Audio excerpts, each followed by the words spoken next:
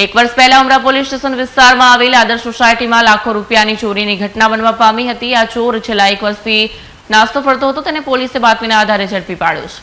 સુરત શહેરમાં રોજ સવાર પડે અને કોઈની કોઈ જગ્યા પર ચોરીના બનાવોની સંખ્યામાં સતત વધારો થઈ રહ્યો છે। ત્યારે આજથી એક વર્ષ પહેલા ઉમરા પોલીસ સ્ટેશનની હદમાં આવેલા આદર્શ સોસાયટીના આસિયાના એપાર્ટમેન્ટમાં સોના ચાંદીના દાગીના તથા રોકડા રૂપિયાની ચોરી થવા પામી હતી, જેની કિંમત રૂપિયા 4,52,000થી વધુ થાય છે। તે ગરફોડ ચોરીના આરોપીને શોધી કાઢવા માટે ઉમરા પોલીસના કર્મચારી સાથે ક્રાઇમ બ્રાન્ચના માણસો સતત વોચમાં હતા। બાતમી મળી હતી કે ઉમરાની આદર્શ સોસાયટીમાં ગરફોડ ચોરી કરનાર ઇસમ રાહુલ દશરથ દંતાણી સુરત બસ સ્ટેશન પાસે ફરી રહ્યો છે। માહિતી સુરત ક્રાઇમ બ્રાન્ચને મળતા તરત જ બસ સ્ટેશન પહોંચી ગરફોડ ચોરને ઝડપી પાડ્યો હતો।